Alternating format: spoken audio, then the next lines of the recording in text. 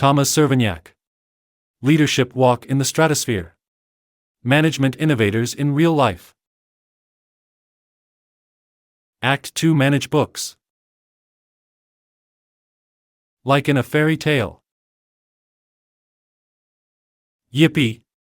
I got the job! After several rounds of interviews, I finally made it through each one. I've been eagerly waiting to dive into this new opportunity, and now my first day has finally arrived. I woke up early, took a shower, brushed my teeth, got dressed, and arrived at the office building around 8:30. Not many people are wandering around, probably because it's still early. The area seems pleasant, with a lot of greenery. I sit down on a bench, pull out my tablet, and start reading the handbook for new hires that I received via email yesterday. The first page reads, "A daring adventure awaits you. Figure out what you need to do without anyone telling you." This is off to an interesting start. What kind of place have I landed in? Well, I might as well start reading since I have a bit of time. At this company, there's no hierarchy. The organization is completely flat. Hierarchy is great if predictability and repeatability are your top priorities, as it simplifies planning and makes people easier to control, just like in the military. However, we're an entertainment company that, over the years, has strived to recruit the smartest, most innovative, and talented people on the planet. These individuals would quickly lose their true value if we simply sat them at desks and told them what to do. We aim to create an environment where they can fully unleash their talents. We don't have management here, no one is anyone's subordinate. We do have a founder-president, but even he isn't your boss. You're free to steer the company toward opportunities and away from risks. You can launch projects and create products. Nothing stops you from asking customers what they want and then delivering on their wishes. Okay, that sounds pretty good, but how on earth does this work in practice? What am I supposed to do in the first few days? Every desk in the office has wheels. This isn't by chance. You roll your desk to wherever you think you can create the most value. Here, everyone works on projects they choose for themselves. But how will I know what I can choose from? When we hired you, it wasn't for a specific position. We brought you on board to find the projects you'd enjoy working on and where your strengths would be most useful. And how do I figure out what projects are even available? There are probably lists for this, but the simplest way is to ask around and chat with your colleagues. This way, you'll learn about ongoing projects, and your coworkers will find out what you're good at, what interests you, and what experience you have. Great! But how does the company decide which projects to start? These decisions are made just like all others. We wait for someone to decide where to go next, and then that person recruits a team. Projects that others see potential in are the ones that survive. You're welcome to join, and no formal approval is needed. Our teams are multidisciplinary, self-directed project teams. They form organically and exist until a product or significant new feature is completed and delivered. There's a great cartoon here titled, "How to Find Out What's Going On." The caption gets straight to the point: talk to someone, followed by 4 illustrations showing colleagues having a meeting, riding the elevator, eating in the kitchen, and using the restroom. Are there really no managers here? In the traditional sense, we don't have managerial roles. It's common for someone to take on a leadership role in a project. Their main tasks involve information distribution and serving as a central figure for the team. Even though there aren't job descriptions, project teams often have a temporary structure to meet the team's needs. Although these roles only last as long as they're needed, they help clarify what team members can expect from each other. How is there not total chaos if everyone makes their own decisions? Over the years, we've learned that by sharing responsibility as widely as possible, we can collectively overcome challenges, seize opportunities, and avoid risks. So who evaluates our work if we don't have a boss? Feedback from colleagues is collected, organized, and anonymously presented to you by a rotating interview team. The point is for you to learn from it. Of course, nothing stops anyone from giving feedback in everyday interactions.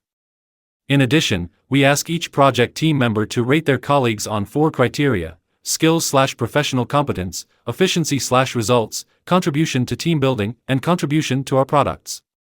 These ratings impact compensation, as we aim to be fair in this regard. While we try to consider salary expectations at the time of hiring, over time, this evaluation system aligns pay with the value created for the company.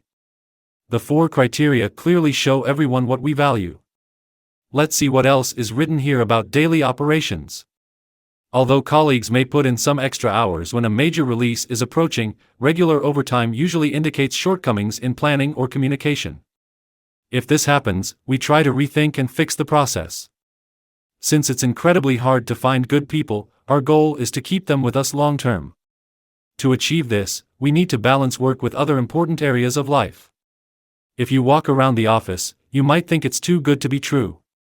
But the massage room, laundry, and darts really are there for you to use, and the fruit basket isn't just for decoration either. You may now conclude this kind of workplace only exists in fairy tales, but then you wake up with your hand in the cookie jar. But such a place does exist.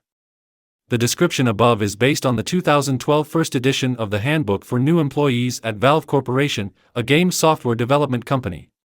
It's worth knowing that Valve is an over 25-year-old, multi-billion-dollar company that's consistently profitable. Moreover, they've never raised external funding for growth, so no one could interfere with the way they operate. Forward. Can you think of any companies, organizations, or entrepreneurs whose products or services you're genuinely satisfied with? Chances are, you can. Do you keep coming back to them and making repeat purchases? That's how I feel about Toyota, Booking.com, and the old man, Sandor at our local fresh food market across the corner. Are there companies that manage to stay afloat and generate profit in the long run? We're both aware that such companies exist. Have you ever worked at a place where you felt good, your work had meaning, your skills were put to use, and you went in every day with enthusiasm? Or perhaps you're lucky enough to have such a job now? I suspect not all readers have the luxury of nodding in agreement. Alright, here's the crux of the matter. Is it possible for an organization to combine all 3 of these qualities? Could it be that a company's clients are satisfied, it remains financially healthy in the long term, and its employees work there with heart and soul? Maintaining profitability isn't just about giving clients less and less, as some airlines are now charging extra for things like wearing clothes or even breathing air on board. And it's not just about squeezing every last bit out of employees who have survived 3 rounds of layoffs before moving production further east. More creative solutions are needed, ones that involve engaging employees and treating them as adults. The wisdom of the top executive eventually runs out when clients leave and the work of fired employees is successfully outsourced. In the end, their reward might only be in the severance package or a cushy position in a global shared service center relocated to Turkmenistan. Fortunately, the early adopters have already emerged. So much so that they are starting to make waves in their industries. Have they found the Holy Grail? Not quite. But at least they've managed to turn the horse around. Introduction. Every notable author eventually creates a trilogy. Well, maybe that's not entirely true, but it sounds good. This ebook is the 3rd piece in my series of concise summaries on leadership. We began with the basics in Read This to Be a Better Manager, where I proposed 16 fundamental leadership practices starting from the basement. Next, we moved up to the top floors with leadership far beyond the basics, exploring not sufficiently widespread yet far from new ideas like empowerment, servant leadership, and authentic and ethical behavior. Both writings focused primarily on the leader's persona, mindset, and behavior, hoping to influence the reader's belief system and thereby improve their daily way of operating. My idealistic assumption was that the more managers we could immerse in the principles of deliberate leadership, the more noticeable the changes would be in workplaces, echoing the classic organizational development approach. However, I frequently observe that managers who are actively involved in self-development or who have attended leadership training encounter a harsh, icy headwind when trying to apply what they've learned in their work. The 20th century management thinking and values that characterize most international companies routinely dismiss individual initiatives aimed at improving efficiency or creating a positive, constructive subculture within a leader's own area or team. Not to mention the feudal structures common in the public sector or many local companies. The organizations mentioned in this book didn't achieve outstanding results and employee engagement through leadership development alone, rather, they radically overhauled their organizational, operating systems. They adopted value systems, belief frameworks, and daily practices that are fundamentally different from the centuries-old view of leadership. They broke completely from the military and late 19th century scientific management heritage and replaced the 20th century mantra of maximizing shareholder value. In my own leadership development practice, I have found that progress is much more effective in companies where the corporate culture and daily operations are genuinely aligned with the principles taught. No matter how much we hold up a mirror to ourselves, whether it's about catastrophic meetings or efficiency, if the systems of work don't establish short, structured, and goal-oriented meetings as the norm, and if deviations from this are not promptly addressed with feedback, it's all in vain. We are witnessing an interesting phenomenon. The billions spent by international companies on leadership development are failing to deliver the desired results because the organizational operating mode, the operating system, is outdated. Money is wasted on hardware development and the old Windows is sluggish and constantly crashes. We try to teach modern knowledge to leaders and wonder why they resist what they see as unrealistic proposals. We talk about anti-spin and stability control, while they're stuck cranking a vintage Ford Model T. Focusing solely on the individual level severely limits our impact on developing leadership culture. This book will not only guide you through a world beyond the basics but will venture much further. You might have nodded along reading my first e-book about the foundations of people management. Perhaps your eyes widened at the concepts elaborated in my second e-book covering higher-level leadership topics, but you'll likely only avoid slamming this book against the ground because you're reading it electronically. The companies described here are so far removed from conventional leadership thinking that studying them might indeed feel like space travel. First, I'll place management innovations in a historical context. Then, we'll examine the results and problems of traditional management, followed by an exploration of the changes in the work world and market processes that necessitate a rethinking of management practices. The remainder of the book will reveal how astonishingly different the early adopters operate compared to the 20th century successful companies. I extend my thanks to my regular collaborators for their continued support, Orshalia Kamras for editing and proofreading, and Chaba Pustai for the cover design. I am grateful to Sabalch Emek for the inspiration, and to the team at ingatilan.com, where I have closely observed a company's management innovation efforts in a local setting for several years. I also want to highlight Frederick Laloux from the list of references, whose groundbreaking work suppiled me with many of the ideas and company examples summarized in this book. Part 1. The evolution of human collaboration. As humanity has progressed through different stages of development, changes have not only occurred in social, economic, and power structures but also in forms of collaboration. Each new evolutionary level brought about a new organizational model, enabling human communities to tackle increasingly complex tasks. This historical summary, largely derived from Frederick Laloux's work, illustrates how these evolving organizational forms have played a crucial role. It is fascinating that organizational models optimized for much earlier stages of development still persist today. In some cases, they are still quite useful at certain levels of organizational maturity, while in others, they become obstacles to progress. For tens of thousands of years, humans lived in small family groups in harmony with nature. There was little division of labor beyond women's primary role in child-rearing. Hierarchy was non-existent, there were no leaders or elders directing others, and communities were incapable of handling more complex tasks. Although this world might seem romantic, it was marked by high levels of violence. Those who lost limbs to crocodiles or fell victim to neighbors had little opportunity to indulge in romantic notions. Around 15,000 years ago, tribal organization replaced family teams. Individuals began to distinguish themselves from their peers. The world was filled with magic and spirits, and people performed rituals to avoid evil and influence their lives positively. Elders and shamans were followed in daily life, but the division of labor remained limited. Some tribes from this era still exist today. Approximately 10,000 years ago, the first forms of organizational life emerged when thousands, or even tens of thousands, lived under a leader's rule. This was a dangerous world where people's needs could only be met if they were strong and resilient. The weaker individuals submitted to those with more power. The leader's will was paramount and immediate. Roles such as leader, soldier, and slave appeared. This organization resembled a wolf pack, where the alpha male demonstrated dominance through power displays, confrontations, and punishments. If the alpha failed to do so, he risked being replaced by ambitious rivals.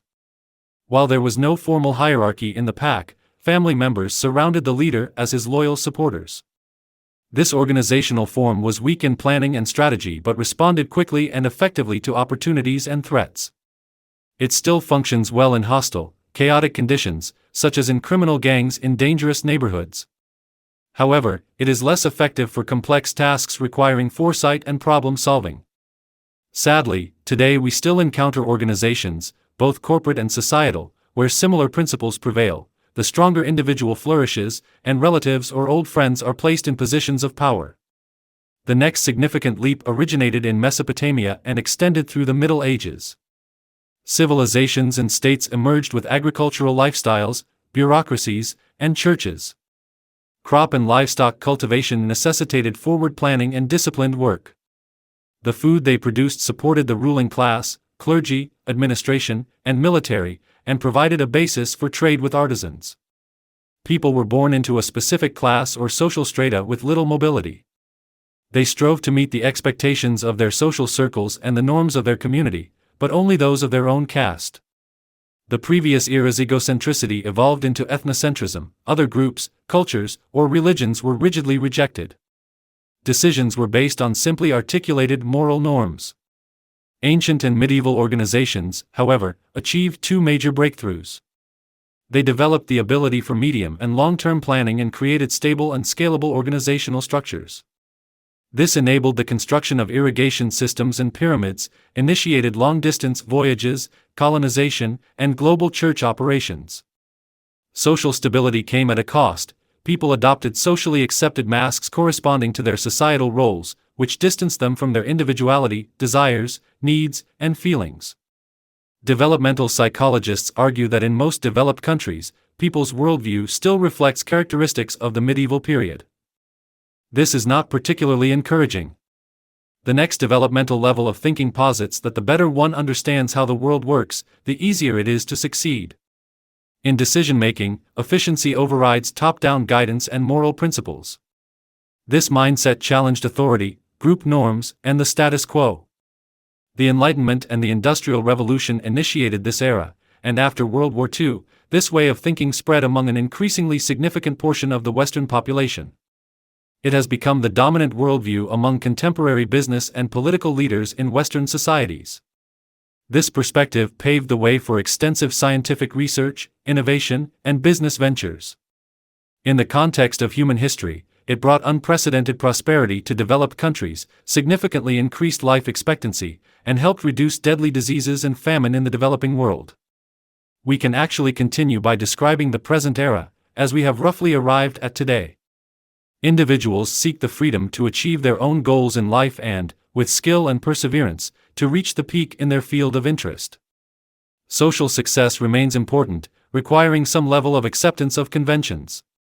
When things go well, there is a tendency to form an upper class based not on lineage but on material or power positions, moving to expensive neighborhoods, frequenting elegant places, buying status symbols, etc.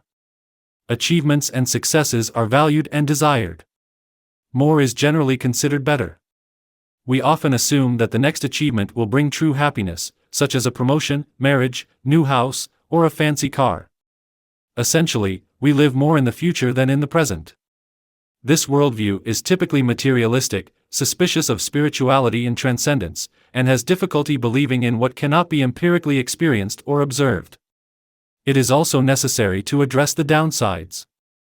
The side effects of our success and achievement-oriented decades include excessive greed in business and politics, overconsumption, significant exploitation of Earth's inhabitants, and the plundering of the planet's resources and the destruction of its ecosystems. According to Lelou, there were three major breakthroughs in this era. The first was innovation, which the rigid medieval structures were no longer suited for. Dedicated research and development departments, product development teams, virtual and project teams, cross-functional initiatives, internal consultants, and central experts emerged in organizations. The second change, while less obvious, is very important. The previously prevalent command and control mode of operation was replaced by planning and control or goal-based management. Leaders were no longer necessarily concerned with how goals were achieved, just that they were. Individual freedom and creativity increased in the workplace. Many well-known practices were introduced during this time, such as strategic planning, annual budgeting, and key performance indicators. People were motivated to achieve goals through regular evaluations and various financial incentives, bonuses, awards, rewards, or even stock options, meaning that both the carrot and the stick were used. Overall, many clever ideas were developed, although fears, distrust, power struggles, and politicking, as well as manipulation of numbers, often undermined or even reversed the well-intentioned systems. The third major invention of the success-oriented world is meritocracy. In theory, anyone can advance in the hierarchy based on performance. A dishwasher can become a CEO, and doors are open to representatives of minority groups. Performance management systems, succession planning, talent development, and leadership programs assist in advancement. While companies guide people, individuals can also take control of their careers. The advantages and disadvantages of this era's organizational operations and 20th-century management practices will be explored in detail after a brief commercial break in the next chapter. The bright and dark sides of traditional management. Let's start by acknowledging that 20th-century management practices resulted in approximately a 50-fold increase in industrial productivity, and as we've already mentioned, significantly raised living standards in developed countries. Even developing nations received some benefits from this. The reduction in manufacturing costs made consumer and convenience goods more accessible to a broader audience than ever before, driving tremendous advancements in healthcare and every conceivable and inconceivable branch of technology. Large corporations became veritable money-making machines in the latter half of the century, though by the turn of the millennium, their luster had begun to fade. How were these remarkable results achieved? By creating structured, process-driven, highly regulated, hierarchical work environments with clearly defined tasks and responsibilities. Departments were established with specific areas of expertise, and complex activities were broken down into smaller, more manageable parts through division of labor. Although employees didn't see much of the big picture, they became specialists in their particular tasks. Workers were primarily informed about what they needed to know for their immediate tasks or what was part of the company's propaganda. Communication was mostly top-down, one-way. Instructions were given on what to do, when, and how. The reasoning behind these directives was rarely emphasized, other than the classic, because management decided so. I was recently shocked by a winemaker friend who, as an employee, remarked that he was told nothing about the wines, only which tank needed which operation. Yikes! Work was planned years in advance, and these long-term plans were broken down into annual and quarterly goals. Results were often massaged to fit these targets, or if that didn't work, lengthy PowerPoint presentations were used to explain away the discrepancies. Productivity and efficiency were the responsibility of the leadership. Achieving these goals often meant squeezing more out of employees, requiring unpaid overtime, cutting costs, optimizing specific metrics, where one indicator improved at the expense of another, exploiting economies of scale, downsizing, or outsourcing. The miracle solution of the 1990s was business process reengineering, BPR, but even this did not produce solutions significantly different from what had come before. Buzzword-heavy change management programs, corporate mergers, oscillating between centralization and decentralization, rewritten but soon forgotten mission statements, miraculous IT investments, or the balanced scorecard failed to deliver genuine breakthroughs. But let's not be entirely negative, as many management innovations have had a profoundly positive impact, providing significant competitive advantages to those who pioneered them. To name a few without claiming to be exhaustive: Taylor's scientific management, the use of assembly lines, the establishment of industrial research laboratories, cost and return calculations, brand management, project management, divisional and consortium operations, formal strategy making, open-source software development, and even the practice of leadership training itself. One of my favorite cartoons perfectly captures the mutual perceptions between managers and subordinates. In the cartoon, a conductor stands on a podium in front of an orchestra. The conductor thinks of the players as donkeys, while the musicians unanimously regard the conductor as a monkey. With over 2 decades and roughly 150 corporate clients under my belt, I can say that in most traditional organizations, managers and employees mutually view each other as fools, questioning the other's abilities and intentions while perceiving their own position as more challenging. The mutual trust level is, to put it mildly, not very high. Another telling cartoon depicts birds. One sits on the highest crossbeam of a pole, with a few others below it, and increasingly wider beams hold larger flocks as you go down. Naturally, the birds at the lower levels are more thickly covered in guano. Rigid structures and bureaucracy have had, and continue to have, many unfavorable side effects. Decision-making becomes unbearably cumbersome and slow, with everything soaked in internal politics and power games. Silos or departmental divisions create constant conflict, and the us versus them mentality is pervasive. The concept of all rowing in the same boat is nowhere to be found. When problems arise, covering one's rear, finger-pointing, and shirking responsibility are the norm.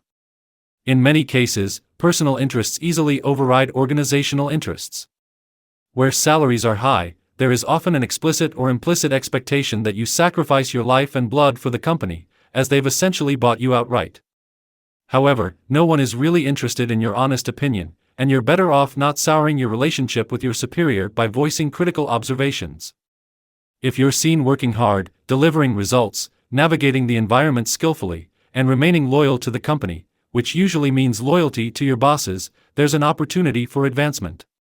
As long as you're needed, you can successfully surf the stormy waves, but make no mistake, if a reorganization reaches you, you'll be flushed down the drain without hesitation.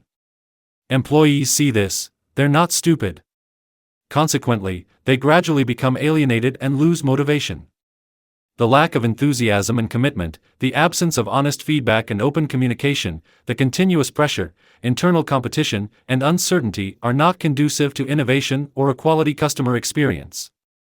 While specialization undoubtedly has its benefits, like the screw-turning worker who, after a few years, can drive a screw in seconds flat, even while standing on his head, it eventually leads to burnout. The soul-crushing monotony of the rat race may drive someone to commit harakiri or, at the next sarcastic comment, aim the screwdriver at their boss's brainstem.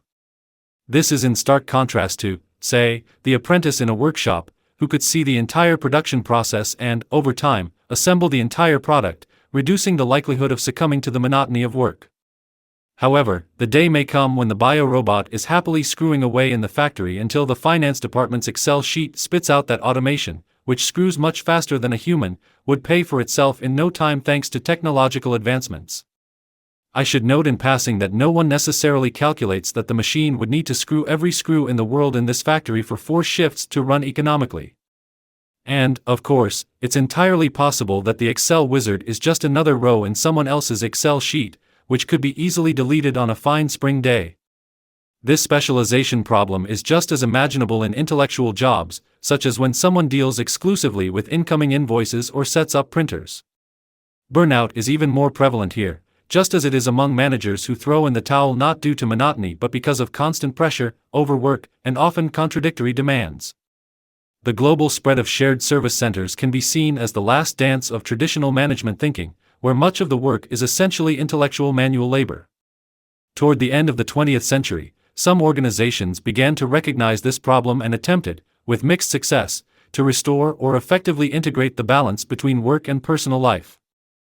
It may be worth repeating that the dark side of the economic successes achieved by traditional management includes the harsh degradation of social and natural environments, occasional falsification of financial data, and widespread corruption.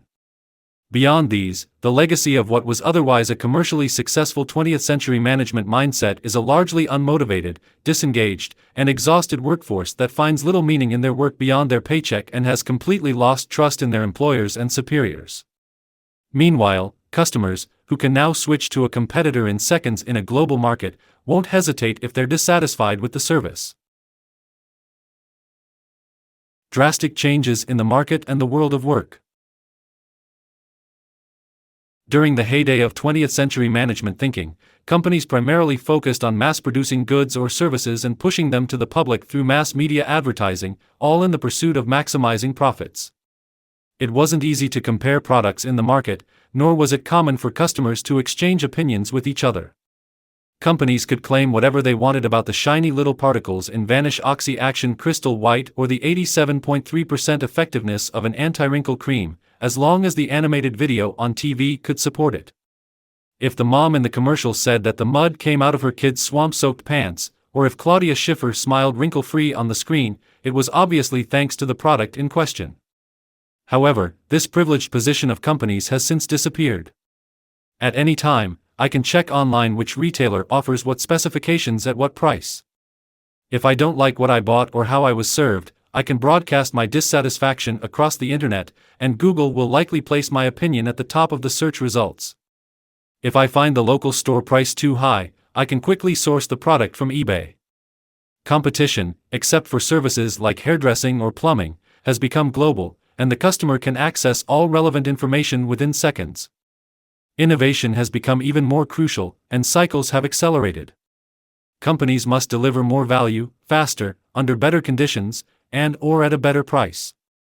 Trendy products can still be sold at a premium, but it's particularly important that, through continuous innovation and marketing efforts, the product or service remains highly attractive. According to Gary Hamel, one of the foremost experts on management innovation, it's incredibly difficult to differentiate yourself in the market with lower-level human capabilities like obedience, diligence, and basic intelligence. These have all become commodities in the global marketplace.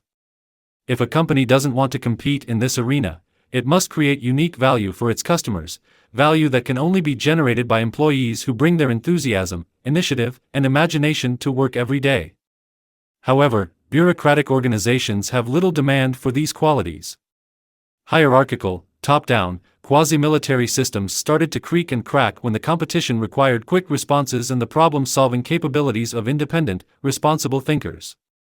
For example, we saw the collapse of the print media market, the end of television's dominance, much of it ceding to a search engine or a seemingly pointless and unnecessary new communication platform launched in 2006, where users could map out their human relationships, share cat photos with friends, or report on their latest dinner to the public. The world of work has also undergone massive changes. To quote Gary Hamel again, management was originally invented to solve two problems. First, to get unskilled workers to perform repetitive tasks in a disciplined and efficient manner. Second, to coordinate efforts to create complex products or services. To achieve this, hierarchies were built, goals were broken down into appropriate levels, jobs were defined, and areas and people were managed through detailed rules and processes. However, over the years, machines have increasingly replaced unskilled labor, and many industries have emerged that require highly qualified workers from the start. Knowledge workers, in particular, were less motivated by jobs where they had to follow instructions, where their insights weren't valued, and where they were stuck in monotonous routines. It's no wonder that various international surveys consistently conclude that 2/3 to 3/4 of employees are far from engaged in their workplaces.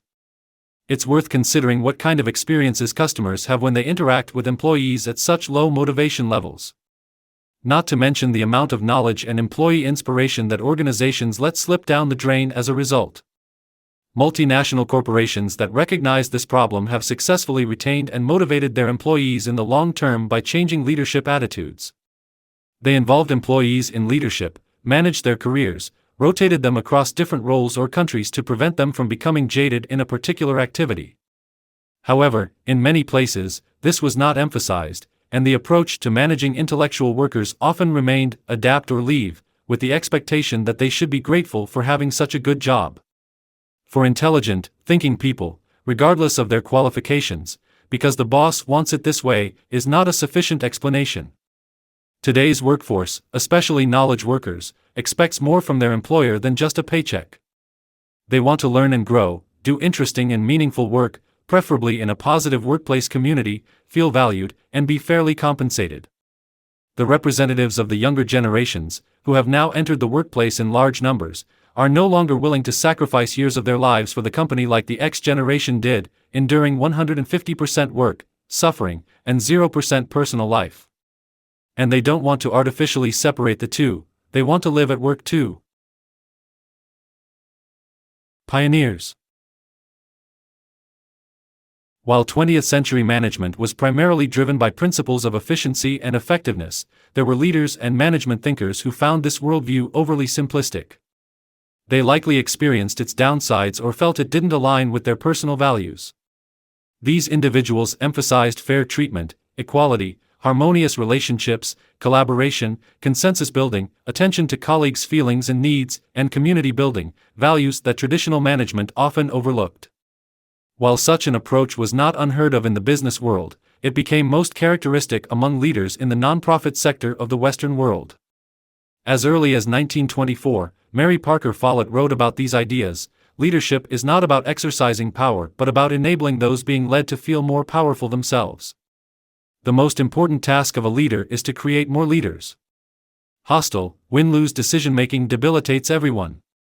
Problems cannot be resolved by imposing a single viewpoint on everyone else. Instead, a higher-level solution that integrates all parties' differing perspectives must be sought. A large organization is a collection of local communities. The development of individuals and institutions is maximized when communities are self-directing. Between 1948 and 1975, Taiichi Ohno and Eiji Toyota developed the Toyota Production System, TPS, which later became the foundation for the widely adopted lean methodology. Without delving too deeply into the details here, it's worth mentioning that the TPS employed numerous management practices that were radically different from what was common in traditional leadership. Respect for people, for example, is one of the most important principles. This respect manifests in efforts to understand one another and build mutual trust. There is a strong emphasis on individual development and teamwork. Continuous improvement is a constant focus, not just daily production. Even assembly line workers are genuinely involved in this process, not just treated as biorobots, and innovation isn't solely the engineer's domain. For instance, even an operator can stop the entire production line if they notice a problem. The system uses various tools to make problems visible and seeks to uncover root causes. Decisions must be aligned with long-term goals, even if it means sacrificing short-term financial objectives. Decisions are made slowly, after thoroughly examining the problem firsthand, involving those affected, and considering all aspects. I could list more practices that deviate from the norm. With this approach, Toyota gradually outpaced its American automotive competitors, and their methods were adopted by many other manufacturing sectors and even parts of the service industry. However, success only followed where the entire philosophy was embraced, not just selectively picking techniques from it. In 1970, Robert Greenleaf launched the concept of servant leadership in an essay, arguing that a leader's primary role is to support their employees in their work and development and to foster community building. Surprisingly, some managers were able to embrace the idea that leadership is not about domination or adopting the all-knowing mask of authority. Ken Blanchard's book on empowerment, published in 1996, outlines 3 steps to achieving true empowerment of people. First, all information must be shared with colleagues so they can make informed decisions. Second, the boundaries within which an individual or team can operate and make decisions must be clearly defined. Third, colleagues should work in self-managing teams without formal leaders, where they decide who does what, when, and how. Although this may have sounded even more bizarre to traditional managers than the concept of servant leadership, the idea gained popularity among companies striving to keep up with the times. At the very least, it was adopted as part of their rhetoric, and more enlightened leaders actually took steps not to withhold information from their colleagues and to grant them more decision-making freedom. However, even among companies that claimed to be building an empowering leadership culture, self-managing teams were rarely heard of. These companies, which began thinking differently about leadership around the turn of the millennium, aimed to create a more humane, family-like work environment. They typically established a culture driven by shared values and sought to define goals for their activities that were more inspiring than just profit generation. But unlike others who followed the trend by writing incomprehensible, generic management buzzword-filled corporate visions and mission statements to hang in the lobby, where no one would ever read them, these companies' leaders considered the communication of cultural values and vision as their most important work. HR often played a central role in these organizations, supporting culture building with training programs, community building events, 360-degree feedback systems, succession planning, and regular employee satisfaction surveys. Some companies even focused on creating a pleasant, homely, informal environment in their physical workplaces. They contributed to employees' daily comfort with sports and recreation facilities, canteens far superior to the average, and even company daycare centers. Another important characteristic of these companies is that they don't prioritize shareholder interests alone in decision-making. In fact, they don't establish hierarchies among the different stakeholder groups. the interests of investors, employees, managers, suppliers, the local community, society, and the natural environment are all considered equally important. For example, the founder of Whole Foods Market, a U.S. grocery retail chain launched more than 40 years ago and employing around 60,000 people, declared that he wanted to build an organization based on love instead of fear. At Whole Foods, the smallest organizational unit is not the store but the team responsible for managing a particular product category. Store managers must consult with teams before making any decisions that affect them, and they grant a level of autonomy to the departments that is unheard of in retail. Teams decide what and how much to order, and they have veto power over hiring new colleagues. Bonuses are awarded at the team level, and everyone has access to the store's financial data, including colleagues' salaries. At Whole Foods, 94% of stock options are awarded not to top executives but to the other employees. But the real punks are yet to come. Part 2. This wouldn't work here. Or would it? Few would dispute that if a business organization wants to survive in the long term, it must keep up with the times. Of course, not everyone acts accordingly, but those who are serious about it work systematically on technological development and on making business processes faster and more efficient. However, according to Gary Hamel, it's surprising that these same companies are often less diligent when it comes to the area with the greatest impact, management innovation. Radically rethinking leadership principles and processes can provide a long-term competitive advantage in the market. Hamel argues that over the past 100 years, management innovation has had a more significant impact on business performance than any other type of innovation. In Hamel's view, management innovation involves a significant departure from traditional management principles, processes, practices, and organizational structures. In other words, it fundamentally changes how leaders and their colleagues work in various areas: goal setting, planning, motivation, coordination of efforts, monitoring, resource gathering and allocation, knowledge acquisition and application, relationship building and maintenance, talent identification and development, and balancing the interests of other stakeholders. When reading about management innovators, it often turns out that the leader or company owner in question simply cannot and does not want to align with conventional management practices. Some do so because they have experienced its downsides and refuse to continue operating this way in the company they lead or founded. Others, driven by personal motivation and a different set of values, don't even understand why they should adhere to traditional management practices. They question all orthodoxies, boldly asking the questions anew with the power of not knowing. Why must we think in terms of departments? What's the point of planning for 5 years when circumstances can change radically within a year or two? Why do we need a fixed organizational structure? Why use rigid job descriptions in a changing market environment? Why must there be a designated leadership layer? How can we truly make people our most valuable asset, not just as empty rhetoric? How can we harness the creative potential within our colleagues? What awakens a sense of responsibility in people? How can we build an organization where the typical intrigue and politicking of large corporations are absent? And so on. Interestingly, the process of rebut-toning the management coat has begun in several industries, and they have arrived at surprisingly similar results.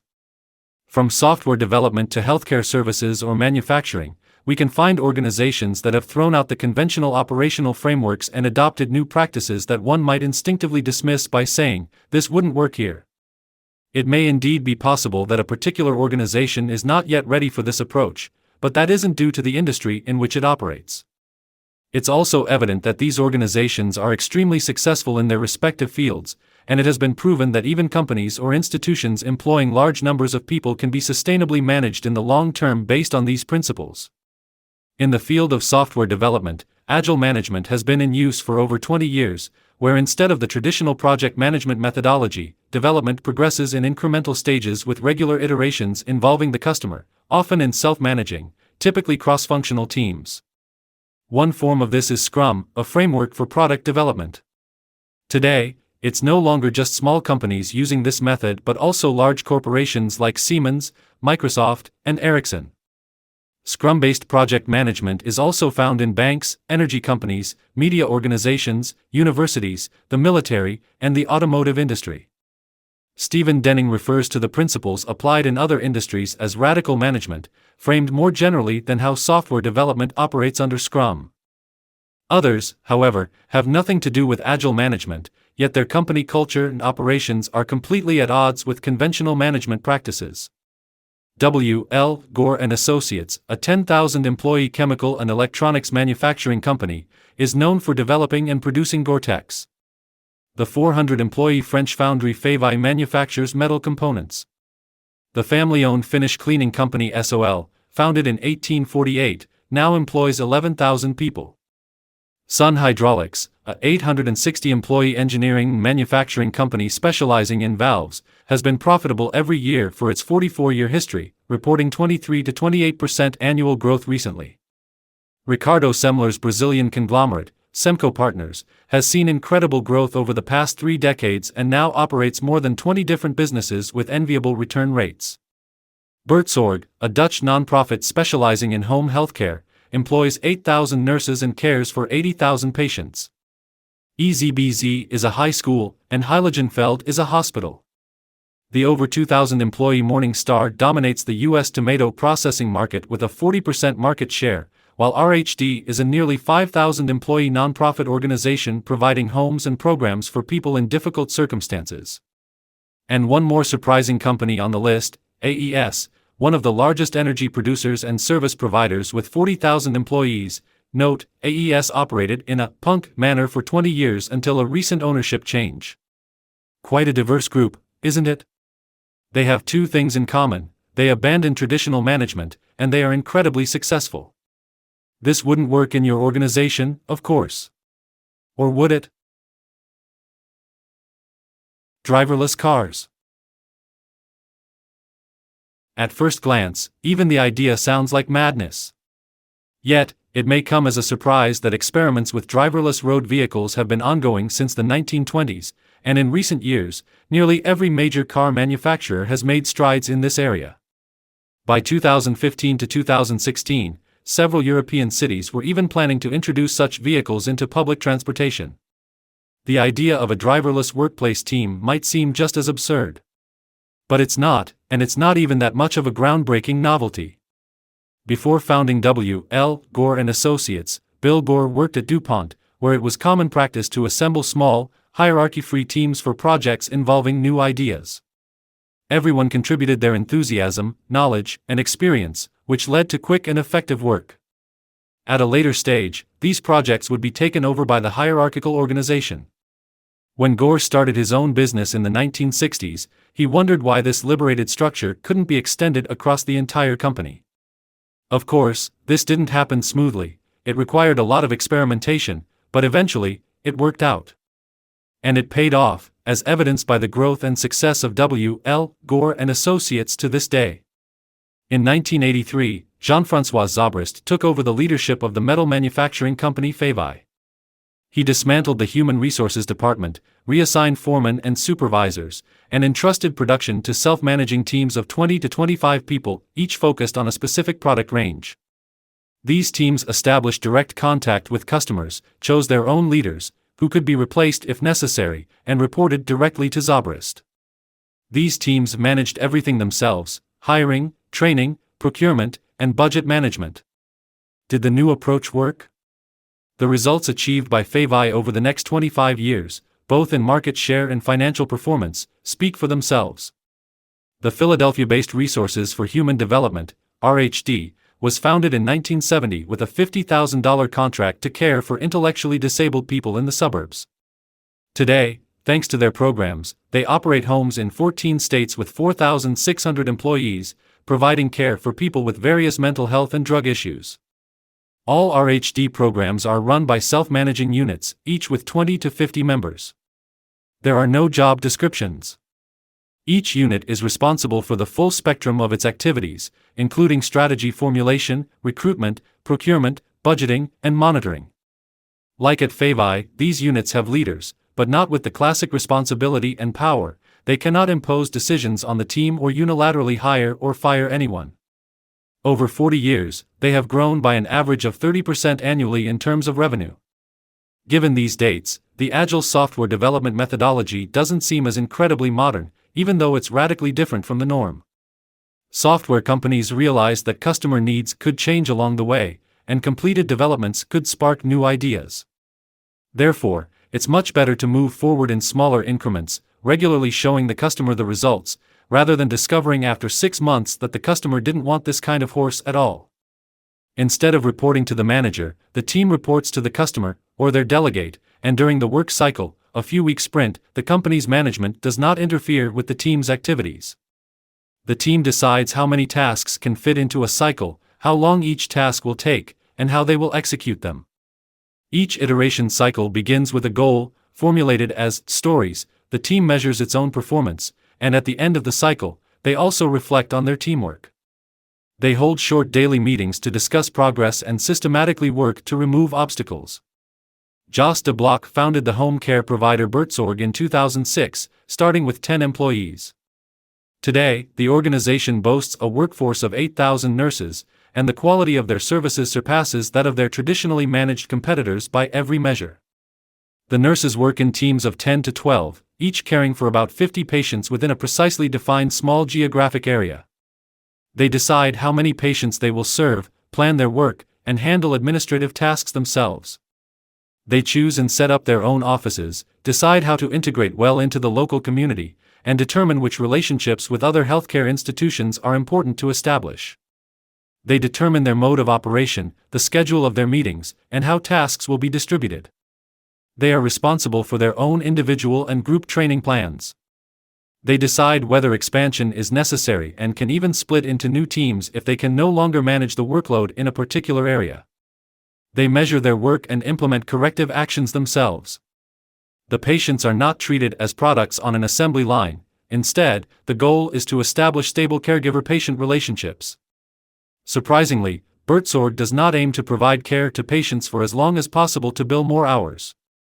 Their goal is to make patients self-sufficient as soon as possible, and they achieve this by genuinely taking the time needed for humane care.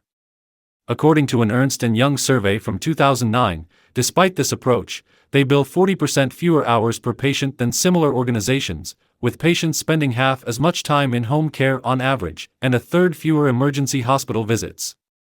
This saves millions of euros in the healthcare system, while their employees have significantly lower rates of absenteeism and turnover compared to other care organizations. It's clear that self-managing teams without traditional managers have already become a reality in many industries and have been operating successfully for years, with impressive results to show for it. Surprising level of trust? Zobrist encountered a situation at Favi that is common in most companies. Employees are told what to do and how to do it, decisions about who commands whom are made based on a hierarchical structure, compliance with instructions is closely monitored, and rewards or penalties are doled out accordingly. Strict rules are in place to prevent any potential misconduct. Zobrist realized that all these practices conveyed an implicit message, that people are unintelligent, irresponsible, lazy, and quite possibly prone to theft. He thus embarked on what seemed like an impossible task, transforming the entrenched way of operating. He removed the time clock and the bell that signaled the end of the workday because he wanted to pay for quality products, not just for time spent. He abolished bonuses and incorporated the average bonus from the previous 2 years into the base salary. He took the lock off the door of the raw materials warehouse and asked the workers to keep track of the materials they took so that supplies could be replenished based on actual usage. Each machine was equipped with its own set of tools, and workers were given a budget to choose the appropriate tools they needed for their work. When Zobrist announced these changes, the middle managers were shocked. He candidly told them that he didn't know exactly how the company would operate in the future, but they would learn together and figure it out. Later, each product team was assigned a salesperson, but every employee was also empowered to maintain direct contact with customer representatives, even traveling abroad to meet them without any higher-level permission. He redefined the role of managers, shifting their focus from task allocation and supervision to supporting the teams, or mini-enterprises. Continuous improvement eventually led to a significant shift in sales, with the proportion of specially crafted, higher value-added, and more profitable products increasing from a few percent to nearly 100%. At SOL, a cleaning company with a workforce of over 11,000, the headquarters sometimes bustles with 300 people, while at other times only a few are wandering around. The company president explains that this is mostly weather dependent. In summer, people spend most of their time at their holiday homes, but if it rains, they might even come in on a Sunday. Thursdays are particularly busy in the office because there's free soup, so many people schedule their meetings for that day. This is our headquarters. What would they do here? Asked President Lisa Jorinen. If too many people crowded in, it would only increase conflicts and bureaucracy. Since 2009, they haven't even created a company-wide budget. Departments focus on predicting growth and profitability and work on achieving results. In terms of profitability, they generate twice the industry average. The top executives don't check anything. Instead, they focus on leading by example, particularly in cost management. So, how can a cleaning company operate? Typically, you would expect a hierarchy, the workers at the bottom, supervisors above them, regional managers overseeing them, and finally, a service area director. But that's not how it works at SOL. The cleaners are service agents who directly negotiate details with clients. Instead of the industry standard evening cleaning, they work during the day, proudly wearing their bright uniforms. Employees are trained not only in the specific tasks but also in customer relations, basic business and financial skills, and pricing. It may no longer be surprising that SOL has also created self-managing teams focused on serving individual clients, with each team planning its own business/growth goals and budget. During the first year, Jorinen, a former banker familiar with common anomalies, was quite anxious during the planning period. To her surprise, the teams came up with ambitious plans despite the not-so-bright economic outlook, and they later delivered the results. Working during the day allowed direct contact with the client, which created excellent opportunities for improving service quality and further sales. Of course, this required trust in the cleaners, assuming they were capable of managing client relationships and business development. If there's one area where trust in participants is practically non-existent, it's the education system, at least in my country. Teachers are expected to follow a standardized curriculum and try to pour the centrally determined content into students' heads. They mostly attempt to do this, with little success, through lectures where students are expected to regurgitate the material later. Some students resist this, others store the material in their short-term memory until the test and then quickly discard it. The education system imagines teaching children as if they were passing through a yogurt cup filling production line. 30 empty plastic cups come down the conveyor belt, the content is injected, sealed, and then off to the market. But children are not yogurt cups. This revolutionary insight is the foundation of the Berlin-based ESBZ secondary school, founded in 2007, where, believe it or not, students are trusted and given full responsibility for their own learning. They primarily teach themselves and each other, with adults mostly serving as mentors and coaches. They have done away with traditional lectures. Teachers write learning material and exercises on large cards, and students progress at their own pace, seeking help where they need it. They ask their peers first and, if necessary, turn to teachers. They can work independently or in small groups. Because the classes are mixed in terms of age, older students learn to help younger ones while reviewing their earlier material. The self-paced learning also allows for the integration of children with special educational needs. Progress is closely monitored, and each student has a weekly one-on-one meeting with their tutor. They review what was achieved the previous week and plan the week ahead. There are also meetings where quarterly goals are set. The normal curriculum is covered in the first 2 hours of the day, with the rest of the day spent on individual or group projects, solving real-world problems, or even engaging in charitable activities. It's perhaps unsurprising that teachers and parents also work in self-managing teams. Strange as it may seem, it strongly appears that people do indeed repay the trust placed in them and are capable of doing honest work even without directives and supervision from above. Everything is shared. Thomas Jefferson, who certainly wasn't born yesterday, once said, "If the people are well informed, they can be trusted with their own government." Whether this is generally true or not, I can't say for sure, but it's certainly a principle that modern management innovators seem to follow. In traditional organizations, it's typically the important people who get access to information first. Sensitive topics are reserved for upper management, and employees receive filtered messages, if they receive any at all. In contrast, the organizations discussed earlier embrace a philosophy of radical transparency. Employees are kept informed about the company's financial performance, salaries, and team results. There's no sugarcoating. It's assumed that people can handle both the good news and the bad. In many cases, important information is made available to everyone in real time, often through the company intranet. At AES, a publicly traded company, this practice even caused complications with the stock market regulators because, instead of the usual 5 to 10 executives, tens of thousands of people were considered insiders. The town hall meeting is also a typical form of information exchange. Quarterly or semi-annual results, lessons learned from internal surveys, and discussions about events that influence company strategy are often conducted in such settings. General awareness greatly facilitates independent work and decision-making. In fact, one could argue that it makes them possible. The cleaners at service agents, are capable of making reasonable pricing decisions because they are fully informed about the company's pricing policy, profit expectations, and cost structure. They also know very well that the profit margin on additional services sold to an existing client is significantly higher than that of the basic contract won through a tender. People can understand basic economic relationships quite easily. It might just require companies to invest a little energy in providing fundamental knowledge and regularly sharing financial data with clear explanations. This practice also significantly strengthens a sense of responsibility, as no one can, or wants to, claim ignorance about certain information. In addition to informed decision-making, the feeling of trust in employees is greatly enhanced when they are treated as adults and included in the details of the company's operations. Trust in the company and its leadership can only be earned if they first extend trust to their colleagues. It's perfectly acceptable to tell them that certain information is meant for their eyes only and that it's in everyone's best interest to keep it within the company. Unconventional day-to-day operations. Training, support, and clear boundaries.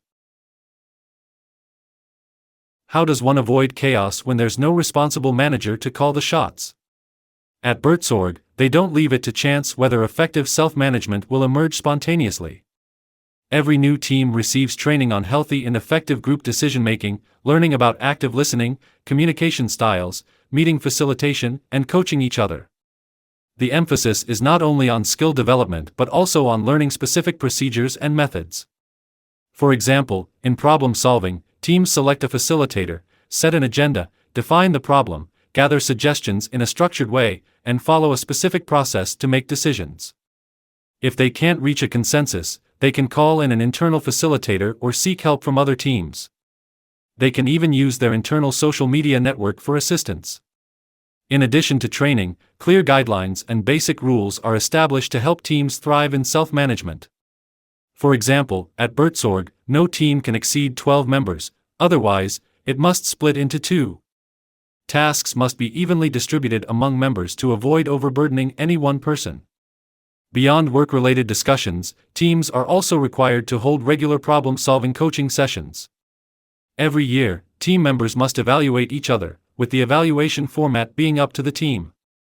The team must also create an annual plan covering client management, quality improvement, training, and organizational initiatives. The goal for mature teams is to ensure that 60 to 65% of their working time generates revenue, i.e., is billable to the funders. Decision-making must follow the defined processes.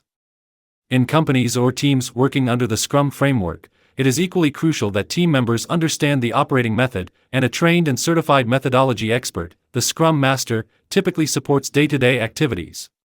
The Scrum Master assists the client's representative in defining the specific development needs and helps the team define tasks for the upcoming period. They coach the team in Scrum practices, facilitate self-organization, and help remove internal or external obstacles. The Scrum Master's role includes facilitating key meetings like planning sessions, daily stand-ups, and sprint reviews and retrospectives at the end of the work cycles, 2 to 3 weeks. At RHD, a document titled Rights and Responsibilities Declaration outlines the behavioral framework within which they work.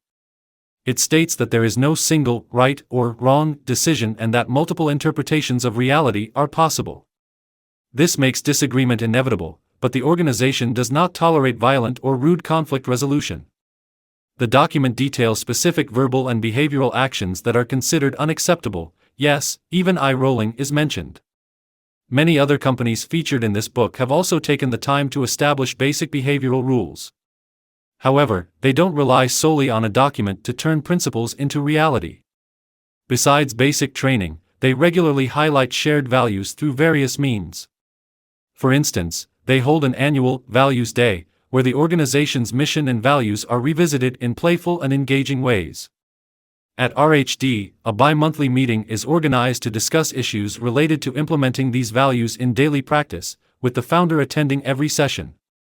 An annual survey on this topic is also common, with the results discussed within individual teams. Task allocation. At Gore, new hires are not given specific tasks but are instead encouraged to find commitments where their skills and experience can be best utilized. If someone later wishes to stop working on a particular task, they must negotiate with their colleagues on how to transition out of it in a way that is acceptable to everyone involved. As mentioned in the story at the beginning of the book, Valve Corporation follows a similar practice. They don't hire for specific positions. Instead, they bring in good people who are expected to find their place and contribute to ongoing projects within the company. After Zobrist took over the leadership at Favi, he aimed to ensure that employees were doing work they enjoyed rather than tasks assigned to them. He wasn't afraid to walk around and ask hundreds of his colleagues what job they would choose if they could start over. Then, he set about gradually rearranging people according to their preferences. At Bertsorg, the team itself decides on task allocation. This doesn't mean everyone does the same thing, as each person has different strengths, experiences, and personalities that predispose them to certain tasks. Depending on the topic, different team members may take on leadership roles in the collaborative work, but there is no fixed team leader position.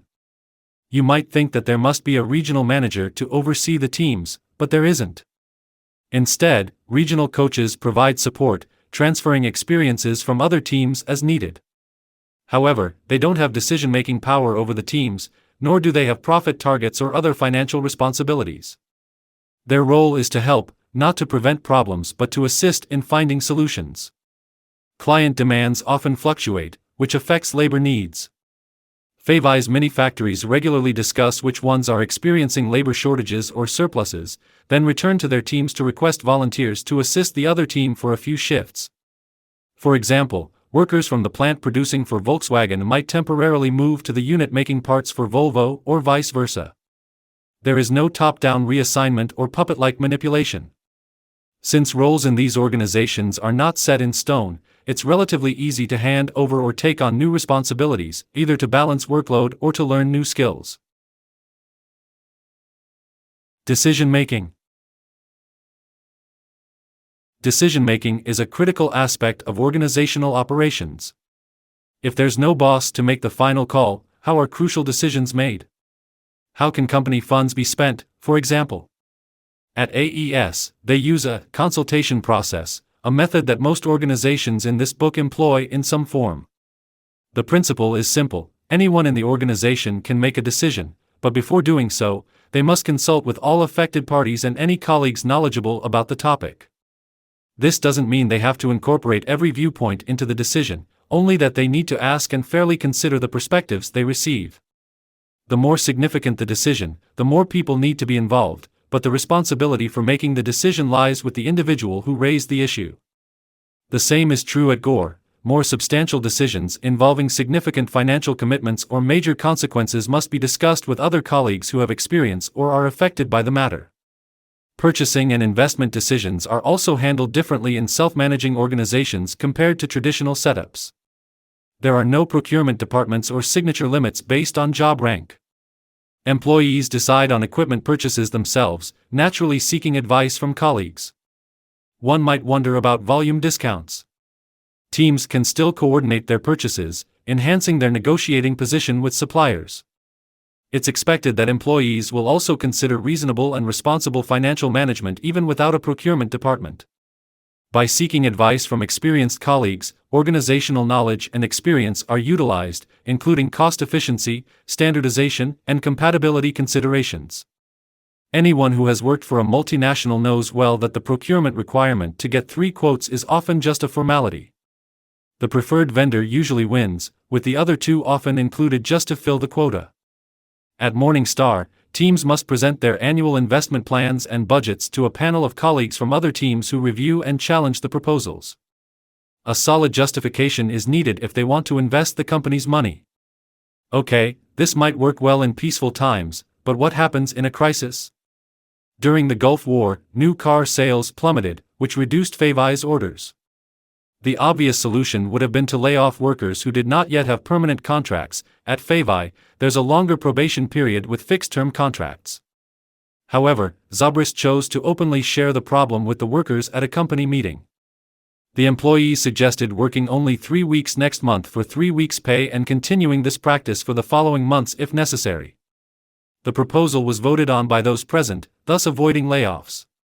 In 2010, Buurtzorg faced a cash flow crisis when some insurance companies withheld several $1 million due to technicalities, though, in reality, they were more bothered by the organization's rapid market expansion. Jos de Blok informed his colleagues about the situation through a company blog post and outlined 2 options: either temporarily slow their growth or have the existing staff take on more work.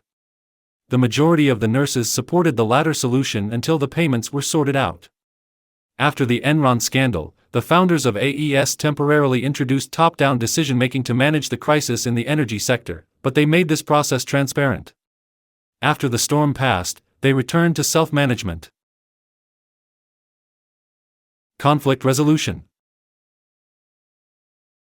Of course, even in radically different companies, people work there, which means they don't always agree, and sometimes they may not behave appropriately toward each other. Organizations based on self-management generally have a conflict resolution process in place for such cases. This is also true at Morningstar, a tomato processing company. If colleagues disagree, the first step is to sit down and try to resolve the issue together. The initiator's task is to state their request clearly, and the other party must respond with either a yes or no, or they can make a counterproposal. If they cannot find a mutually acceptable solution, they choose a mediator who is acceptable to both. The mediator's role is to help but not impose a solution. If this attempt fails, a panel with relevant experience is convened. This panel still cannot make decisions for them, but the pressure is usually enough for the parties to reach an agreement. If necessary, the founder-president also joins the panel. At the ESBZ secondary school, every student and teacher is trained in the method of nonviolent communication. That sounds true. A simple 3-step process makes it easier for employees to assertively express their dissatisfaction. This is how I feel. This is what I need. What do you need? Knowledge management. Buurtzorg's more than 600 teams obviously don't have expertise in every therapeutic area. However, instead of setting up a central expert function, colleagues in other teams with knowledge in specific illnesses can be contacted through their intranet system to address any questions. Sometimes, volunteer project teams are formed alongside their regular work to explore certain topics and share their findings with the rest of the organization. In other cases, the central office might bring in external experts, especially for topics where internal expertise is lacking. Minimizing central corporate functions. Over the past decades, large corporations have grown an astonishing number of central functions: HR, strategic planning, legal, finance, internal communications, risk management, internal audit, investor relations, PR, environmental protection, knowledge management, etc. These colleagues, driven by the best intentions, often try to add value from their perspective by meddling in the daily work of frontline employees, taking over decision-making competence from them. In contrast, the organizations discussed here strive to reduce central functions and operate them as genuine support areas without decision-making power. More important than specialized skills and economies of scale is allowing employees to self-manage and maintain their motivation instead of constantly jumping at the orders of others. For example, Buurtzorg has just 30 people in the central office for thousands of nurses. Favi's central maintenance and quality assurance departments have no decision-making authority over the production teams. Their role is supportive, using persuasion rather than orders.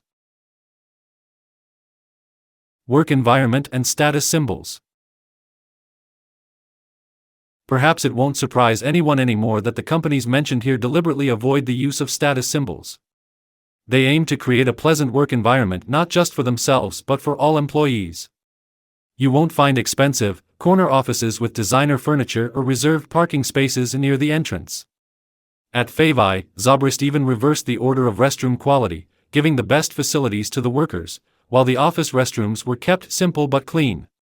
Another trend observed is the homey work environment, either initiated by the company or arranged by the teams themselves, as in the case of Bertsorg or RHD.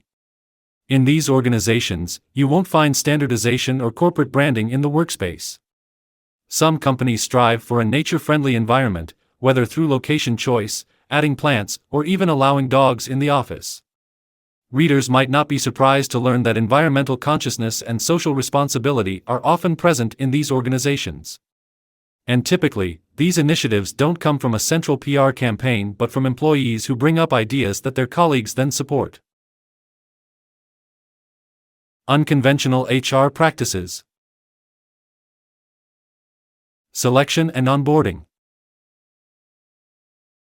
Companies that focus on management innovation place a significant emphasis on the selection process, which is considered too important to be left to junior HR staff or solely to managers. Typically, teams handle recruitment and selection themselves, though they can seek assistance if needed. For instance, at Bertsorg, a regional coach can offer advice, but the decision ultimately rests with the team. This approach ensures that the chosen candidate is likely to fit well within the team and that the team members themselves are emotionally committed to ensuring the new hire's successful integration. Team members are often more candid about the workplace than HR representatives trying to sell the company to a candidate, leading to more open and honest conversations. This process focuses on whether they can work well together and if the candidate aligns with the organizational culture and self-managing structure. Chronic complainers, those who shift responsibility, or those who lack trust in others are not ideal candidates, nor are those who wait to be told what to do. These organizations typically provide detailed information to potential candidates about their values and the characteristics of self-managing work. With this knowledge, candidates can make informed decisions about whether they want to work in such an environment. Some organizations even conduct 5 to 10 interviews to ensure thorough acquaintance, and in some cases, extended probation periods are used.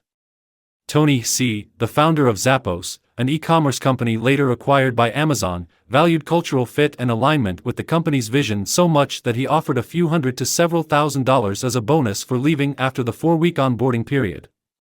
If someone didn't enjoy the company, it was in everyone's best interest to part ways. While it may sound crazy to reward those who leave, it ultimately served the company's goals. Onboarding programs are generally more thorough than in traditional organizations. Given that self-management is quite unusual, new employees receive specific training on it. New hires also learn about the organization's core values, rules, and conflict resolution methods, as discussed earlier. It's not uncommon for white-collar workers to receive training in operational tasks to gain first-hand experience in production. Unlike typical multinational companies, these organizations don't have talent programs, career planning, or succession planning. In a self-managing environment, people encounter various opportunities organically, allowing their career paths to develop based on their interests and strengths. Feedback and evaluation. Traditional companies often use a goal system derived from corporate strategy, where different management levels are responsible for extracting as much as possible from the level below them. Performance evaluations are conducted at the individual level. In contrast, organizations based on self-management rely more on the attraction of meaningful goals, intrinsic motivation, and commitment to the team. Results are measured at the team level, and metrics are made available to other teams. In comparable activities, each team can determine where they need to improve without their boss rubbing it in. At Morningstar, the practice is that teams present their annual self-assessment to the founder and any interested colleagues every January.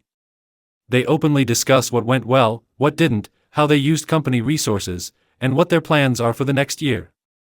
Despite the focus on team-level performance evaluation, individuals in these organizations still crave personal feedback. At Morningstar, employees receive feedback from colleagues they made commitments to at the end of each year. At AES, it was common for close colleagues to meet for dinner at one of their homes once a year, where they would share their self-assessments, and the others would add their observations. Bertsorg expects its teams to provide feedback to each other once a year in whatever format they find appropriate. In none of these cases does a boss pass judgment over subordinates. At ESBZ Secondary School, there's an interesting trust-building exercise. Every Friday afternoon, the entire school gathers in the auditorium for an hour. They sing a song together, and then there's no further agenda. There's a microphone on stage, which can be used to thank or praise someone, supported by a brief explanation or story. Teachers and students take turns coming to the microphone if they wish to speak. At the Japanese internet company Asvision, every employee can take an extra day off, receive the equivalent of $200 in cash, and thank someone. It could be a colleague, a family member, a friend, or another acquaintance. The only requirement is that they share with the company who they thanked and why and how the person reacted. Development.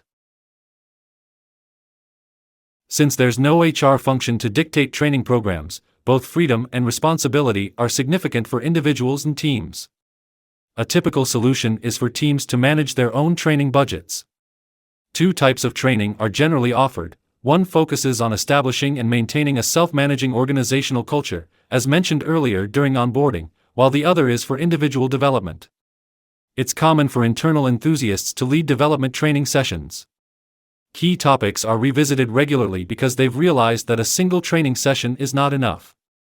Another noticeable difference in development programs is that employees have access to tools that are typically reserved for managers in traditionally managed organizations. For example, at Heiligenfeld Hospital, teams have access to external supervision led by experts, which they use an average of 2 to 4 times a year. At Bertsorg, every nurse is trained in a peer coaching technique, allowing them to provide support to one another. Anyone who has experienced coaching knows how helpful it can be when facing challenges. RHD funds 10 free coaching sessions for every employee and/or their family members. No one is required to report on how the coaching was used, nor do the topics need to be work-related. Compensation.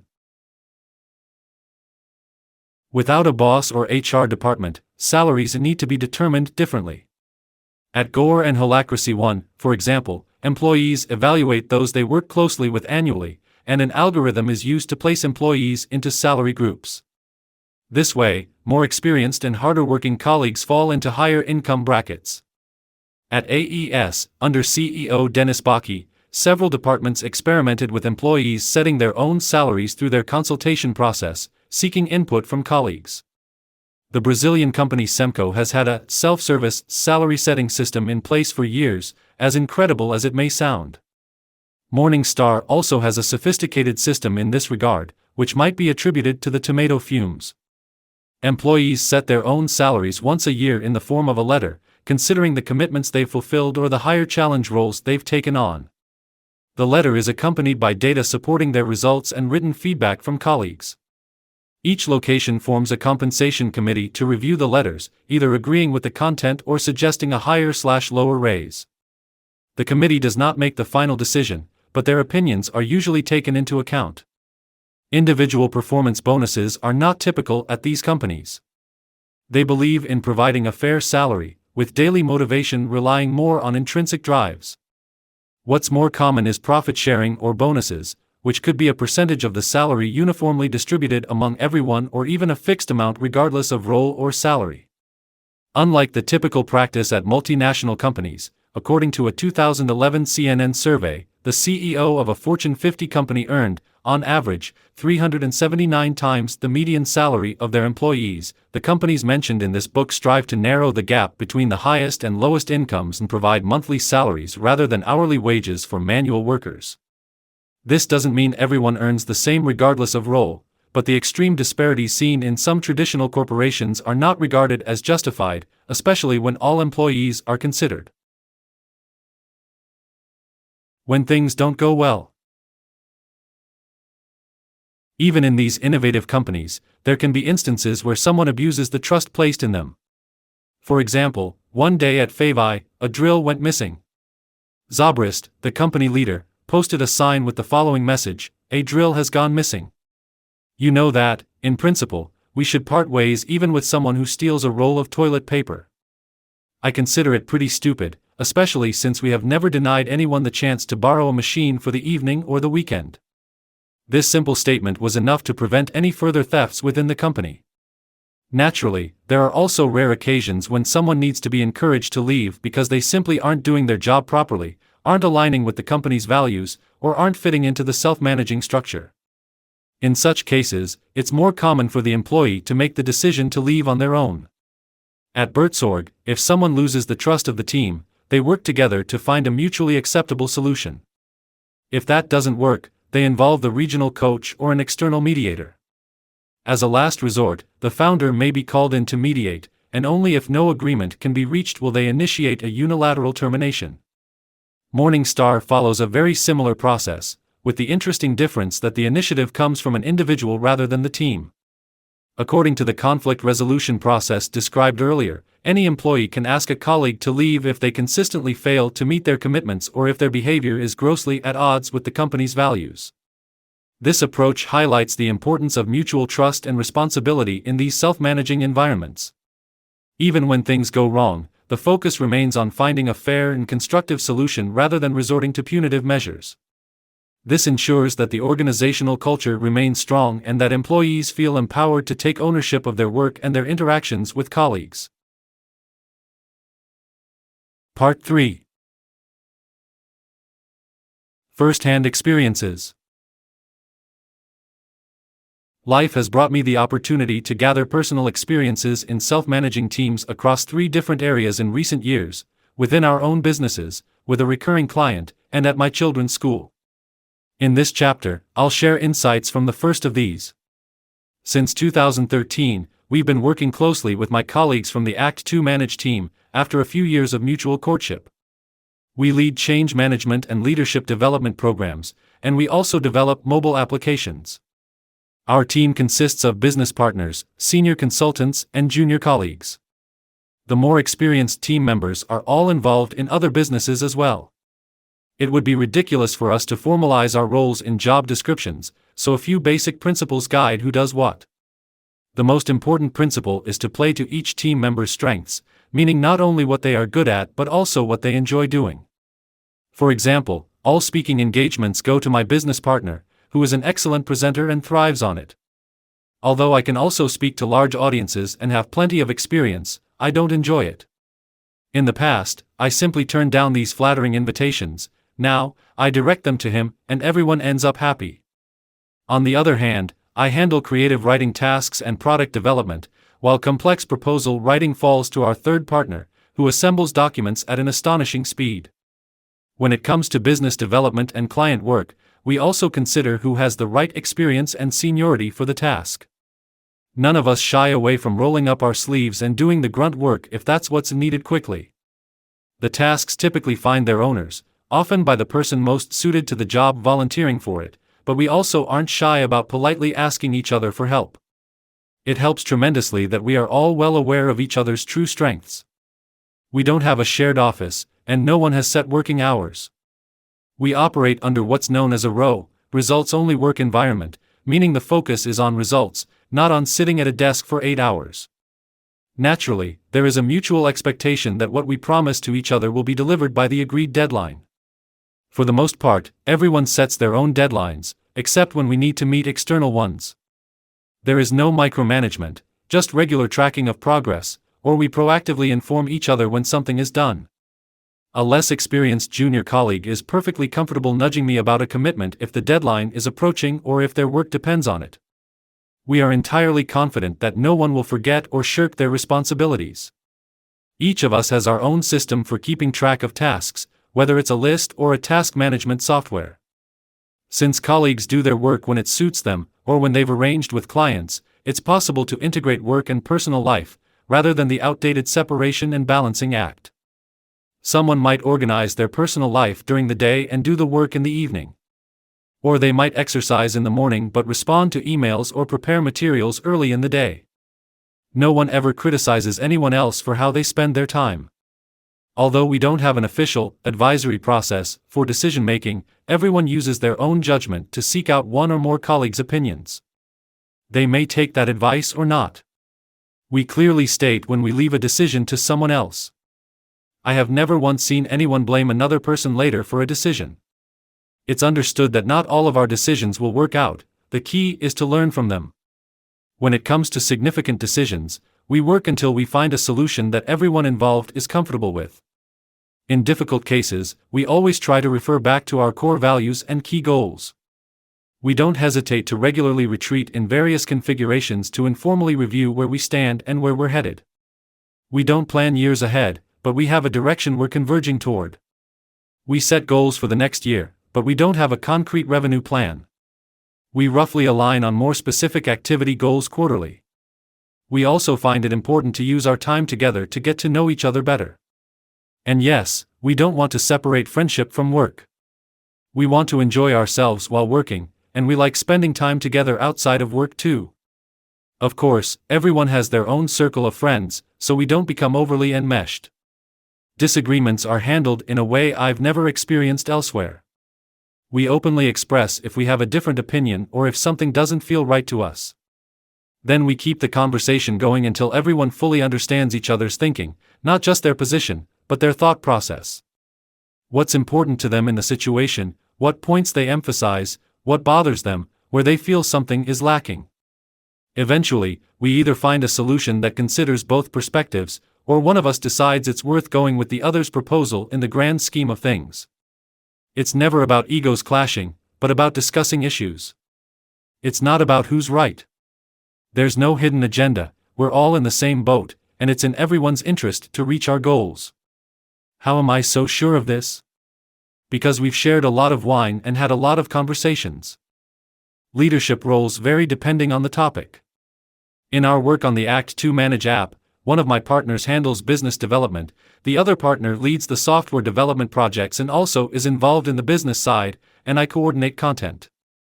In-person delivery projects are generally managed by whoever is the primary contact with the client.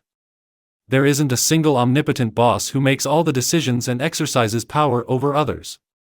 Junior colleagues work for a salary, while for the senior consultants, we use a fee-sharing formula.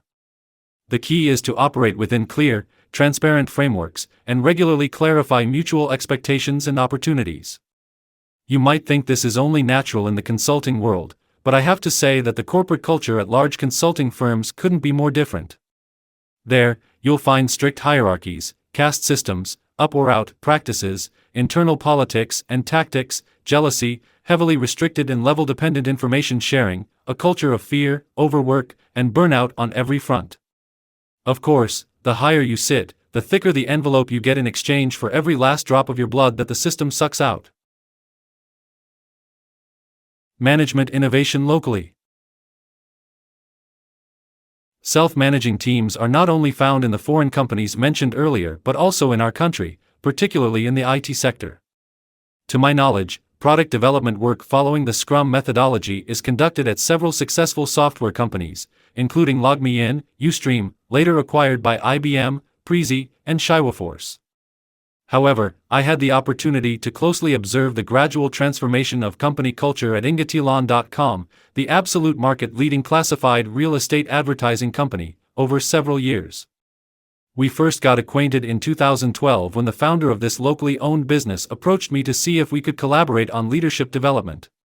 He had been following my blog and decided it would be worth discussing further. At that time, the company operated within a classic departmental structure and was managed by a traditional management team. The process of breaking down silos and organizing into self-managing teams was initiated under the leadership of the then IT director, independently of our leadership development initiative. My role over the past decade was to support the development of individual leadership skills through the annual 6-month deliberate leadership program for groups, involving team leaders, senior developers, and talented colleagues identified as having leadership potential. Even before the transformation, the company stood out from other local firms and multinationals with its various HR practices. As a family-friendly company, female employees could confidently go on maternity leave and were welcomed back with open arms and flexible employment opportunities. They sought to instill a culture of empowerment, launched a desecreting program, and established a culture committee to consciously help articulate and implement corporate values in daily practice. Even then, the company was clearly the market leader in its field and operated successfully. In recent years, they have worked extensively to refine their processes continuously and gradually find the ideal way of working. Product development takes place in self-managing, multidisciplinary product teams, which include a product owner representing business aspects, developers, designers, and testers. Based on the company's strategic goals, they set half-year objectives and implement the steps to achieve them using the Scrum methodology in 2-week sprints. The teams determine the content of the sprints and the final deadlines for tasks, and the team members jointly evaluate the work completed. A Scrum Master assists in following the methodology. The support departments also operate in a self-managing manner, setting and evaluating their commitments, although there are still area-specific leaders.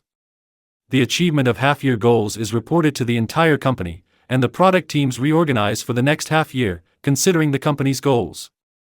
Employees can indicate which team they would most like to work in, and this is taken into account during the allocation, even if it's not always possible to accommodate everyone's preferences fully. The working schedule is truly flexible. Employees decide and they come to the office and when they leave.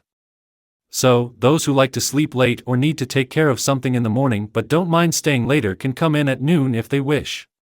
They can also work from home if they prefer.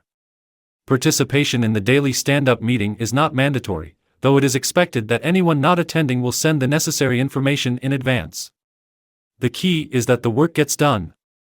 There is a strong sense of mutual trust.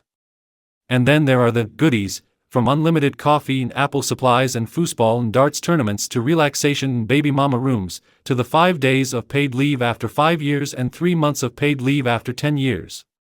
What has the transition to self-managing operations brought? The achievement rate of development goals has significantly improved, and the company has managed to grow despite the crisis that has heavily impacted the real estate market. Moreover, they are continuously acquiring companies in recent years. Self-organization and self-management in a school environment. In recent years, I have had the opportunity to experience self-organizing operations firsthand as part of a community. My children attend a school run by a foundation, where both the pedagogical work and the organizational approach are drastically different from what is typically seen in public education. Parental involvement is significantly more intense, and this is made clear during the admission process. 4 parent information evenings were held, during which the educational philosophy, teaching methods, and daily practices were explained. After a personal interview, we made a mutual commitment, making a responsible decision. I was curious to see what leadership insights I would gain from this experience. Once the children are accepted into a new class, the process of gathering the parent team begins as early as the summer. The first step is to transform a dilapidated classroom in a retro-style housing estate school into a cozy, beautiful, and inviting environment. Instead of complaining about why the local government or anyone else isn't dealing with this, we take matters into our own hands, wielding paint rollers and laminate flooring. The task doesn't end with the renovation, it includes crafting or acquiring various essentials, from the right type of boards to various textiles and a number of small but practical furniture pieces and accessories. The teacher shares what they would like, but there are no demands or orders. It then becomes clear what the community can accomplish. Later on, tasks arise in 2 ways, either related to the 5 to 6 major annual celebrations, initiated by the teachers, or from spontaneous parent initiatives. In either case, volunteers quickly step forward for simpler tasks, while for more numerous or complex ones, someone eventually creates a paper list or a Google Doc spreadsheet where tasks can be adopted. There's no need for authority, demands, or pressure. Sometimes, when there's a lack of expertise, time, or energy, the teacher might let go of the idea. In our case, for example, a parent with engineering experience in construction immediately took charge of coordinating the renovation, as there was a lot of work to do in the early days of the school. However, in the first founding class, where there wasn't such expertise, this type of coordination fell to the foundation's leaders. I've observed dozens of times how both smaller and larger tasks found their owners and how different parents took the lead in various initiatives. There's a parent in our group who is even less technically inclined than I am. However, they contributed brilliantly to the play performed annually by the parents of first graders for the school's enjoyment. Contributions to the community vary greatly, influenced by each person's diverse skills, experiences, and resources, as well as their available time, work flexibility, family and financial circumstances, network, and, of course, motivation. What's clear is that there's no need to fear anything because, even if I have no idea how to handle something or am too busy, someone in the community will pick up the slack. If I have the time or expertise, I'll take on the task. The teacher is not a boss. They don't dictate but rather ask and advise. The leadership role is taken up by different individuals depending on the topic. Does everyone contribute equally to the results? Probably not. There are pillars of the community who carry more weight, and there are walls who come to clean, handle a purchase, cook lunch for the workers, or bake a cake for a festive gathering. By the third year of the school's development, it was clear that with more than 150 people involved, including children, teachers, and parents, the early pioneering leadership style of the first couple of years, where a handful of founders and teachers managed the increasing complexity through sheer determination, was no longer sufficient. We realized that the system was resource-constrained and needed more structure, as well as an expansion of management capacity. I noticed that my skills could be better utilized in areas other than technical tasks, where I could only be trusted with painting walls or hauling materials. I started by writing articles for the school's website and gradually assembled a communications team from among the parents, including a marketer, an internal communications expert, a photographer, a graphic designer, and a programmer. We took over the management of the website and social media channels from the founders and later handled the communication tasks for recruitment efforts.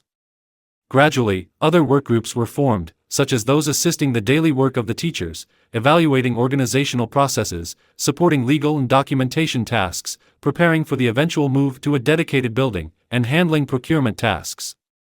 The model was always the same: one parent, who had knowledge, experience, and motivation in a particular area, took the initiative and gathered others who were willing to get involved. Later, a budgeting and financial management team was also founded. These types of schools aren't led hierarchically by a principal, though there is a need for someone in this formal role.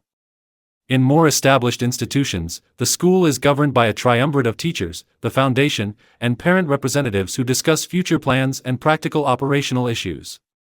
In our school, we reached the point in the third year where a team was formed to prepare for parent representation, whose proposal was accepted by the teachers and the foundation, and so we elected members. Starting from the fourth year, this structure commenced, allowing the three main stakeholder groups, along with the children, to jointly discuss important matters. Whether facing simple or daunting tasks, our common goal is to have our children educated in this school based on this pedagogical method. We didn't choose this alternative path by accident. This goal gives us all strength, and our discussions aren't about what we can't do, but rather about how we can get things done. The school's core value is freedom, best embodied in a voluntary, self-managing operation. Can such a practice be sustainable in the long term? Well, the pedagogical method has a history of over 100 years, with more than 1,000 schools operating in a self-managing form in 62 countries worldwide, 700 of which are in Europe. I'm mostly aware of the organizational operations from a parental perspective, but of course, the teachers also enjoy a high degree of freedom in their pedagogical work. The teaching staff operates in a self-managing manner, striving for consensus-based decision-making. This latter goal, of course, doesn't shorten their working hours. In the organizations mentioned earlier, consensus decision-making is not typical. At the end of the consultation process, it is the individual or team involved that casts the final vote on one of the options. Afterward. So what should I do with all this? Let me try to summarize the essence for you briefly. The main issue with traditional management is the way it perceives people. Of course, there's the empty rhetoric that people are the most important asset, but this rarely reflects in everyday practice. Organizational operations are largely based on the implicit belief that the smart and talented people are at the top of the pyramid, the ones who come up with ideas and can be trusted with important information. Down below are the dummies, who need to be told exactly what to do and how to do it. It's important that they don't have to think for themselves, and they should only receive the minimum information necessary for them to perform their tasks or be manipulated. All systems and processes are built on the premise that subordinates can primarily be motivated with money or other benefits and otherwise should be kept in fear. If they don't comply, something will be taken away from them, they'll miss out on something, or, in the worst case, they'll be fired. Employees and managers mutually see each other as fools and assume the worst intentions of the other. In theory, there's some HR nonsense thrown in for consideration of human factors, but apart from a few exceptions, it's not taken seriously. Most employees are dissatisfied and unmotivated, with many becoming burned out and disillusioned. And since everyone is someone's subordinate, the same phenomenon can be observed at the managerial levels, except they suffer for more money and with more power. Managers, with few exceptions, stand completely clueless about how to make people more enthusiastic and committed. They complain that employees don't take responsibility, blame each other, don't look for solutions, and lack initiative, proactivity, and creativity. Given the perception of human nature that underpins the design and operation of organizational structures and processes, there's no chance that most people's behavior will shift in the desired direction. They aim at the lowest levels of human needs and don't dare touch the intellectual and emotional capacities that people bring to the workplace, whether organizations acknowledge it or not. Humans have certain fundamental characteristics that widespread management thinking completely ignores. One of these is our need for freedom, specifically the freedom to make decisions. A toddler doesn't even need to know how to talk to want to choose which teddy bear to sleep with or which shoes to wear. Not to mention when. Or if at all. We need to recognize that people absolutely hate having their lives constantly interfered with and having to jump whenever their boss says so. A husband will happily do the dishes of his own accord if he sees his wife is tired, but he won't if she's nagging and demanding. Just like women are generally happy to take care of their families but hate it if it's compulsory and if someone else orders them into the kitchen. Let them decide how they want to balance the important roles in their lives. Hierarchy, status symbols, issuing orders backed by power, expecting mindless compliance, and totally ignoring colleagues' opinions will inevitably result in unmotivated employees. If the pay is low, they'll check out immediately. If it's higher, it'll take a bit longer. Another often overlooked human trait is the need for equality, hand in hand with a sense of justice. This isn't some socialist nonsense. Most people accept that the talented or hardworking ones get ahead. Except for a small percentage of the extremely envious, everyone sees it as normal that successful athletes, businesspeople, or creatives are in a better financial or lifestyle position. What people do care about is being treated as equals. No matter how successful or high-ranking someone is, they should learn to say hello, treat others with respect, listen to their colleagues' opinions, argue with reason, and most importantly, not abuse their power. Don't make your colleagues feel like they're just cogs in the machine while others are living like kings. Any human being can truly be themselves, think, mobilize their intellectual energy, create, get enthusiastic, and take responsibility when they are trusted. How can you tell if someone trusts you? They treat you like an adult and keep you informed about everything important happening in the organization. They involve you in setting goals. They listen to your opinion. They're interested in your ideas. They give you honest feedback. They clarify the boundaries within which you can make decisions and take action. You have a real influence over your own work and the life of your team and company. As Parker Palmer says, the more you know about another person's life story, the less likely you are to hate them or be distrustful of them. The formula is simple: talk to each other, share, and get to know each other. A couple of honest questions about the other person's life story might open the floodgates. You'll immediately understand people's thoughts, feelings, and actions better when they're put in context. The organizations mentioned in this book, which simply applied these insights, known for over 50 years now, into practice, can inspire you in at least two ways. If you're an owner or senior leader of a company, you can decide to make a bold move toward a path that many others have successfully walked before you. Together with your employees, you can dismantle the legacy of traditional management that's holding you back from working as a motivated, committed, and creative team. Here's a tip: it takes at least 3 years to carry out a culture change. If you don't have the opportunity to transform an entire organization, as a leader, you still have plenty of room to give your team more freedom and self-direction.